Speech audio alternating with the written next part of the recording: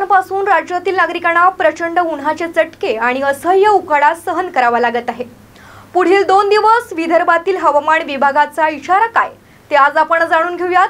नमस्कार, मी प्रियंका, आपण पाहत आहात शंखनाद आवाज सत्याचा। प्रादेशिक हवामान केंद्र नागपूर, भारत हवामान केंद्र यांच्या हवामान खात्यानुसार 11 जून पासून तर 15 जून पर्यंत विदर्भात जिल्हावार चेतावणी दिलेली आहे। गडचिरोली, भंडारा, गोंदिया, चंद्रपूर, नागपूर, वर्धा, यवतमाळ, अकोला, वाशिम, बुलढाणा या जिल्ह्यांमध्ये आज विजांच्या कडकडासह वादळ वारा 40 ते 50 किलोमीटर वेग सोसाट्याचा वारा येण्याची शक्यता आहे।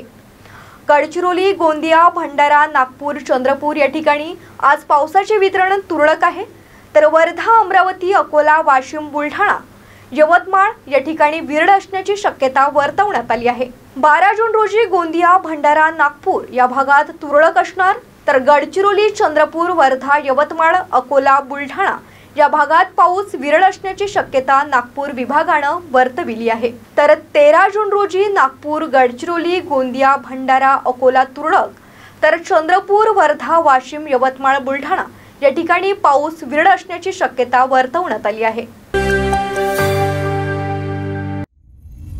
सर्व प्रकारच्या पाळीव प्राण्यांसाठी अत्यंत गुणकारी इनोटॉक्स पौष्टिक आहार, नैसर्गिक वापरा, केमिकल टाळा। इनोटॉक्स सह रोगराईस आळा घाला। पशुखाद्य टेक्नॉलॉजिकल ऑडिटिव्ह उत्पादनासाठी महाराष्ट्रातील सर्व जिल्हे व तालुक्यात डीलर्स नेमणे आहे। अधिक माहितीसाठी संपर्क करा 8446625542 738777557।